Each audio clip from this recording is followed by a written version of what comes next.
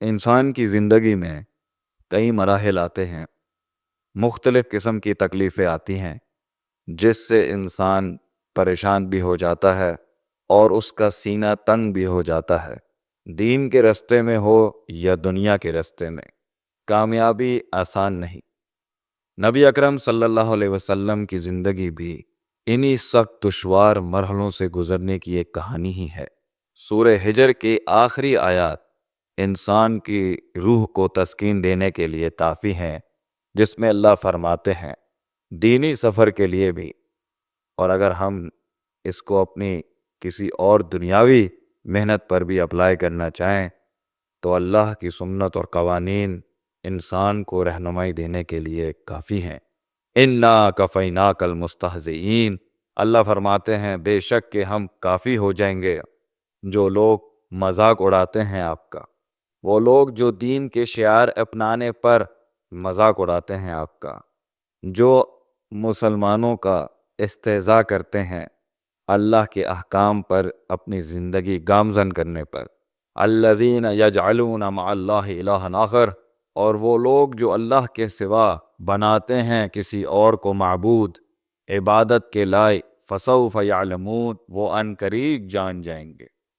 حوصلہ دیتے ہوئے اللہ آگے فرماتے ہیں وَلَقَدْ نَعْلَمُ أَنَّكَ يَضِيقُ صَدْرُكَ بِمَا يَقُولُونَ، اور ہم تحقیقاً جانتے ہیں کہ بے شک کہ تمہارا سینہ تنگ ہوتا ہے ان کی باتوں سے، ان کی کڑوی، زہر آلود، شکست یافتہ، حوصلہ پست کرنے والی اور دھتکارنے والی اور تحقیر اور ذلیل کرنے والی باتوں سے تمہارا سینہ تنگ ہوتا ہے، ہم جانتے ہیں۔ فَسَبِّحْ بِحَمْدِ رَبِّكَ،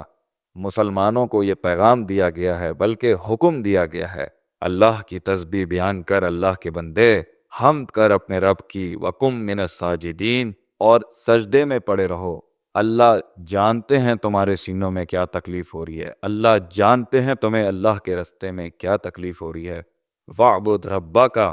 عبادت کے سلسلے میں استقلال رکھو، عبادت کے راستے میں کنسسٹنسی رکھو،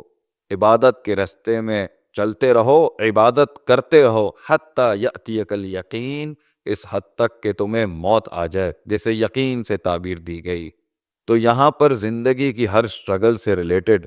اللہ تعالیٰ نے ایک بہت زبردست قانون بتایا ہے کہ اللہ کافی ہو جائے گا ان لوگوں کے لیے جو انگلیاں اٹھاتے ہیں۔ فسوف یعلمون، وہ جان جائیں گے۔